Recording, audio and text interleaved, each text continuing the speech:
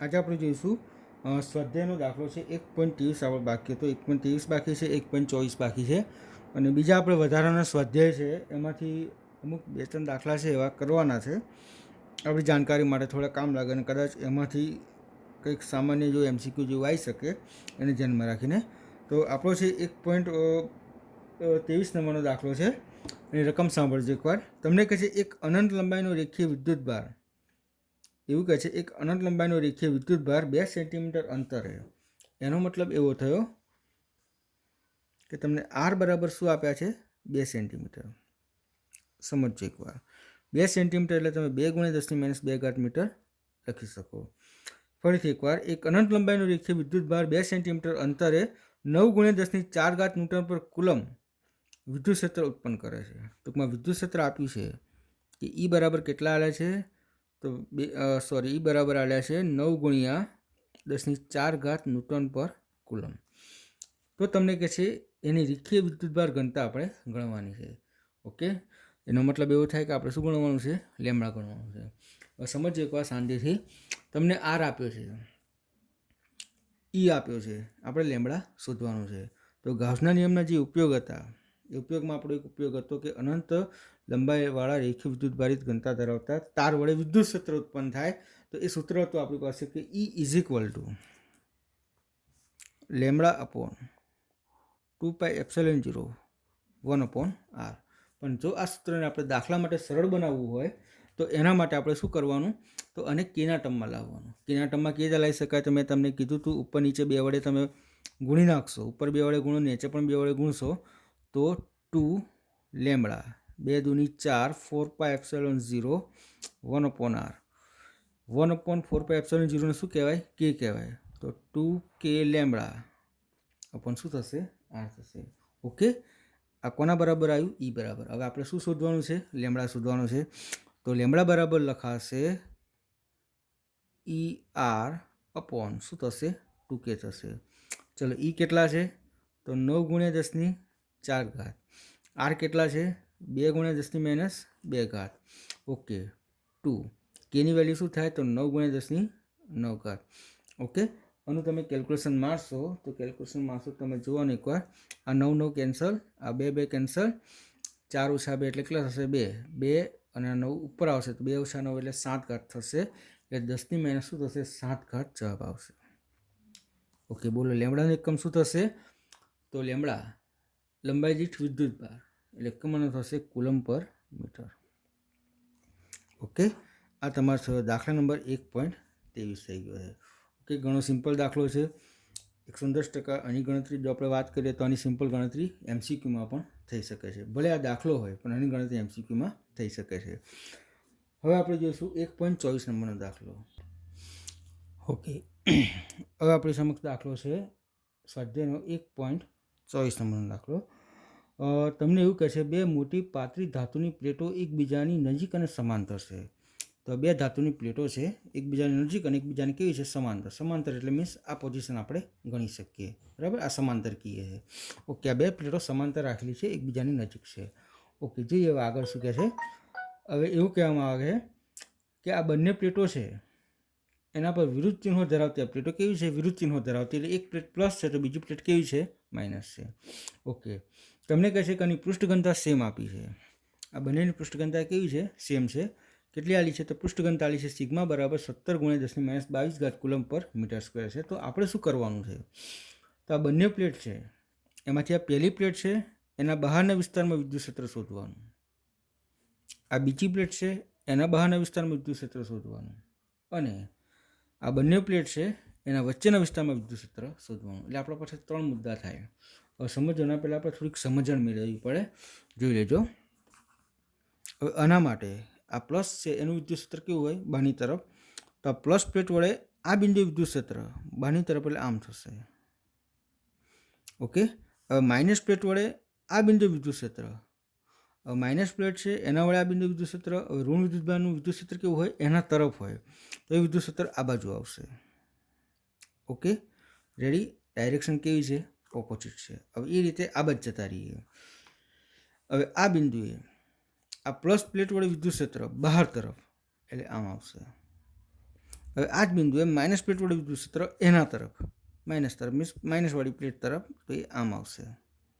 Okay, ready. અહીં જોવાય છે કે અહીંયા પોઝિશન ઓપોઝિટ ડાયરેક્શન, અહીંયા પણ પોઝિશન કેવી છે? Opposite direction. હવે આપણે વચ્ચે જોઈએ છે, તો વચ્ચે કેવું થાય? જોજો, આ પ્લસ પ્લેટ વડે અહીંયા વિદ્યુત ક્ષેત્ર, તો પ્લસનું વિદ્યુત ક્ષેત્ર બહાર તરફ, એટલે આ બાદ થશે. હવે આ જ બિંદુએ માઇનસ વડે વિદ્યુત ક્ષેત્ર, તો માઇનસનું વિદ્યુત ક્ષેત્ર કેવું થાય? માઇનસની પ્લેટ તરફ, એટલે મીન્સ એના વિદ્યુત બહાર તરફ, મીન્સ તો એ ડાયરેક્શન કેવી થશે? આ બાદ થશે. તો કહી શકાય કે આજુબાજુ છે એ ઓપોઝિટ મળે છે, જ્યારે વચ્ચે કેવું મળે છે? સેમ ડાયરેક્શન મળે છે. તો સમજણ આપણે આમ આવી જાય કે આ બે પોઝિશનમાં બાદબાકી થાય, ત્યારે અહીં શું થાય? સરવાળો થાય. હવે પ્રશ્ન એવો છે કે બંને પ્લેટ છે એ બંને પ્લેટનું વિદ્યુત ક્ષેત્ર કેવું થાય? સમાન થાય. કેમ? તો પૃષ્ઠઘનતાની સમાન આપી છે, તો બંને પ્લેટ છે એનું વિદ્યુત ક્ષેત્ર સમાન થાય. એનો મતલબ એવો થાય કે તમે બાદબાકી કરશો તો આનું જો સપોઝ કે +50 હોય તો -50 0 થઈ જાય, +50 -50 શું થઈ જાય? 0 થઈ જાય. તો એનો મતલબ એવું કહે છે કે બંનેનું વિદ્યુત ક્ષેત્ર સમાન મૂલ્યનું છે, પણ ડાયરેક્શન કેવી છે? ઓપોઝિટ છે. તો આ બે વિસ્તારમાં વિદ્યુત ક્ષેત્ર પરિણામ શું આવશે? 0 આવશે. તો આપણે આવું એક વિધાન લખી શકીએ કે પ્રથમ પ્લેટ અને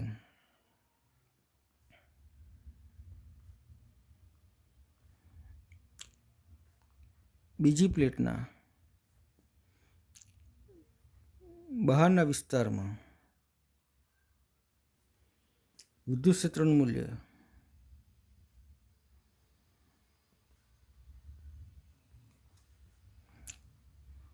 સમાન અને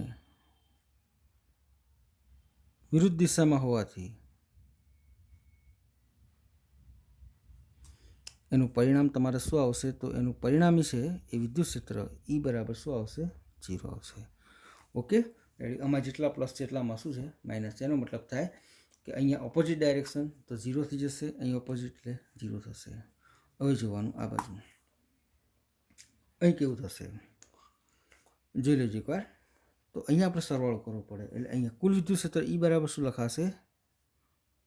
પ્લસ વડે વત્તા માઇનસ વડે. ઓકે, આ ગાઉસના નિયમનો લગભગ બીજો ઉપયોગ આવે છે. અનંત વિસ્તારવાળું સમતલ હોય અને સમતલ વડે વિદ્યુત ક્ષેત્ર શોધવાનું સૂત્ર, તો E = શું મળતું? σ/2ε0. તો અહીંયા થશે σ/2ε0 પ્લસ અહીંયા પણ શું થશે? σ/2ε0. ઓકે, તો σ/2ε0 પ્લસ σ/2ε0, તો આનું ટોટલ કરો તો σ/2 એટલે શું થઈ જાય? સિગ્મા થઈ જાય. તો સિગ્મા પણ શું થશે? ε0. ઓકે, વેલ્યુ તમને આપી છે સિગ્મા. કેટલી છે વેલ્યુ એની? 17 × 1022. ઓકે, ε0 તો 8.85 × 10 - 12. ઓકે, ઘાતનું જો પહેલાં કરો તો -22 + 12 એટલે માઇનસ શું થશે? 10 થશે. અને ગણતરી મારશો તો 17 / 8.85 એટલે તમારે થશે 1.92. ટૂંકમાં આ એક બહુ મહત્ત્વની બાબત થાય કે સભાઈ કોઈ બે પ્લેટો છે તો એના બહારના વિસ્તારમાં વિદ્યુત ક્ષેત્ર કેવું મળે? ઓછું મળે. જો બંનેમાં પૃષ્ઠઘનતા સેમ હોય તો 0 જ થઈ જાય, પણ જો આઘા પાછી હોય તો 110% વિદ્યુત ક્ષેત્ર ઓછું મળે અને વચ્ચે કેવું મળે? મહત્તમ મળે. કેમ? તો વચ્ચે શું થાય છે? સરવાળો થાય છે. તો આ થયો આપણો 1.24 નંબરનો દાખલો, સ્વાધ્યાયનો છેલ્લો દાખલો હતો. હવે આપણે જોઈશું વધારાનું સ્વાધ્યાય છે, એમાંથી આપણે 1-2 દાખલા લેવાના છે. તો એમાં આપણે જે પહેલો દાખલો આપે છે 1.25 નંબરનો, એ દાખલો તરીકે આપણે નજર મારી લઈએ. ઓકે, તો આપણને થોડોક વધારે પડતો ખ્યાલ પણ આવી શકે. ઓકે, 1.25 નંબરનું છે, વધારાનો સ્વાધ્યાયનો પહેલો દાખલો કહેવાય. તમને કહે છે મિલિકન ઓઇલ ડ્રોપના પ્રયોગમાં 12 વધારાના ઇલેક્ટ્રોન ધરાવતું એક ઓઇલ ડ્રોપ છે. સમજો, આ એક ઓઇલ ડ્રોપ છે જે વધારાના 12 ઇલેક્ટ્રોન ધરાવે છે. એટલે એનો મતલબ એવું થાય કે તમને n = કેટલા આપ્યા છે? 12 આપ્યા છે. સાંભળજો એકવાર શાંતિથી. ઓકે, આગળ કે આ જે એક ઓઇલ ડ્રોપ છે એ 2.55 × 10⁴ ન્યૂટન પર કુલમના સમાન વિદ્યુત ક્ષેત્રની અસર હેઠળ સ્થિર રાખવામાં આવ્યું છે. એટલે E કેટલું આવ્યું છે? તો 2.55 × 10⁴ ન્યૂટન પર કુલમ. હવે આને સ્થિર રાખ્યું છે. તો એવું કહે છે જો ઓઇલની ઘનતા આપી છે 1.26 g/cm3 છે, કે ઓઇલની ઘનતા 1.26 g/cm3 હોય, જો ઓઇલની ઘનતા 1.26 g/cm3 હોય તો આ ડ્રોપની ત્રિજ્યા શોધવાની છે, આપણે આર શોધવાનું છે, અને જે ત્રિજ્યા આવે ને એ ત્રિજ્યા આપણે આર શોધવાની છે. ઓકે, તો સ્વાભાવિક વસ્તુ છે કે જો આ સ્થિર હોય તો સ્થિર માટે કન્ડિશન કેવી હોય, તો એવું કહેવામાં આવે છે કે એનું જે વજન બળ હોય ને એ વજન બળ નીચે હોય વધુ દિશામાં, અને જે વિદ્યુત બળ હશે એ ક્યાં હશે? ઉપર તરફ હશે. હવે એવું કહેશે કે આ સ્થિર છે, તો આ સ્થિર ક્યારે હોઈ શકે? તો એવું કહેવામાં આવે છે કે આ વિદ્યુત બળ અને વજન બળ કેવા હોવા જોઈએ? સરખા. વિદ્યુત બળ વજન બળ સરખા હોય તો જ આ શું હોય? સ્થિર હોય. તમને કીધું છે રકમમાં કે આ કેવું છે? સ્થિર છે. ઓકે, તો આપણે આનો ઉપયોગ કરવાનો, તો આપણે પહેલો જ પોઈન્ટ આવો થશે કે આપણે શું લખી શકીએ? તો વિદ્યુત બળ બરાબર વજન બળ લખી શકાય.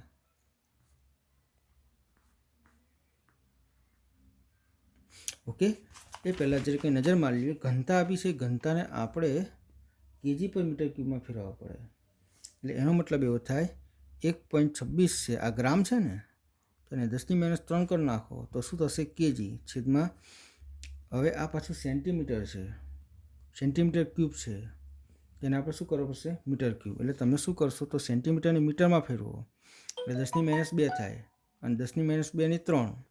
એટલે નીચે તમારે આ રીતે લખો. જો સમજાવું તો ખરેખર આ સેન્ટીમીટરને મીટર કર્યા મેં કૌંસમાં, અને એનું આ શું લીધું? ક્યુબ. તો આ શું થશે? Metre cube. હવે સાદુરૂપ આપીએ તો 1.26 10⁻³ અને આ નીચે થશે 10⁻6 કેજી પર મીટર ક્યુબ. એનો મતલબ એવો થાય કે ρ = મળે 1.26 -6 પર આવે તો શું થઈ જાય? +6 થઈ જાય. તો -3 + 6 એટલે 10⁻³ કેજી પર શું થઈ જશે? Metre cube. Okay, ready. તો આ શું થઈ ગઈ? ઘનતા થઈ ગઈ. ઓકે, હવે આપણે શું કરવાનું છે? હવે આપણે આર શોધવાનું છે. તો જોઈ લેજો એકવાર આપણે કે શોધીએ છીએ.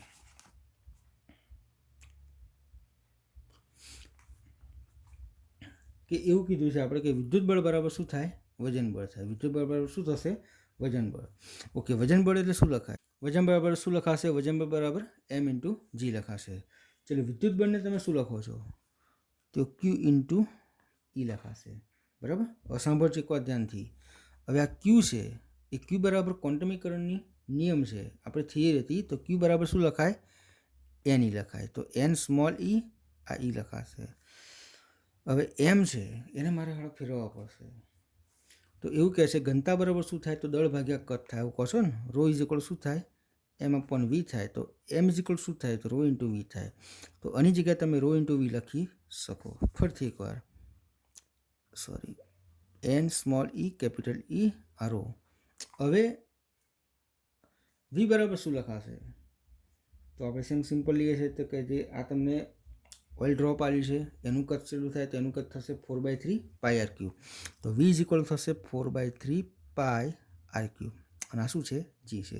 ઓકે, આપણે આર શોધવાનું છે. તો r³ ને કરતા બનાવી દેશો.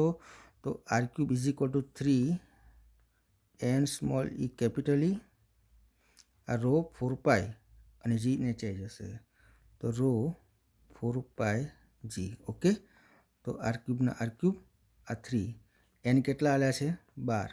E ઇલેક્ટ્રોનની વેલ્યુ, એ મીન્સ ઇલેક્ટ્રોનનું મૂલ્ય, વિદ્યુતભારનું મૂલ્ય 1.6 10⁻19. પછી કેપિટલ E, કેપિટલ E કેટલા આલ્યા છે? તો 2.55 ગુણ્યા 10⁻4 છે. ρ કેટલા? 1.26 ગુણ્યા 10⁻3, 4 ગુણ્યા 3.14. જીની વેલ્યુ કેટલી થશે? તો 9. તમને જે આપ્યું હોય તે રકમમાં લગભગ તમને કેટલી 9 કીધી હોય તો ખરી ને, તો 9.8 લઈ લેવાના. રકમમાં 9.81 કીધી છે, જોજો એકવાર. તો હું 9.81 લઈ લઉં. હવે આપણે એનું સાદુરૂપ આપીએ. જો તમે સાદુરૂપ આપશો તો તમારે લગભગ ઘાતનું કરશો ને તો આ 3 છે ને, તો -19 ને +4 એટલે 15 થશે.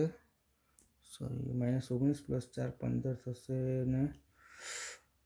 જો ઘાતનું એકવાર આપણે કરી દઈએ. આપણે -19 + 4 -15, અને 3 ઉપર -15 એટલે -18 થશે. ઓકે, અને બીજું કેલ્ક્યુલેશન મારશો તો તમારે જવાબ આવશે 0.946. ઓકે, આ તો સારું છે આપણે કે આ જે છે એ ઘાત 18 છે એને 3 વડે ભાગી શકાય એટલે વાંધો ના આવે. પણ જો સપોઝ કે ઘાત એવી આવી હોત કે તેને 3 વડે ના ભાગી શકાય તો એ ઘાતને આપણે 3 વડે ભાગી શકાય એમાં શું કરવી પડતી? ફેરવવી પડતી. હવે 0.946નું તમે ઘનમૂળ કાઢશો તો એ ઘનમૂળ તમારે આવશે સમથિંગ 0.99 આવશે.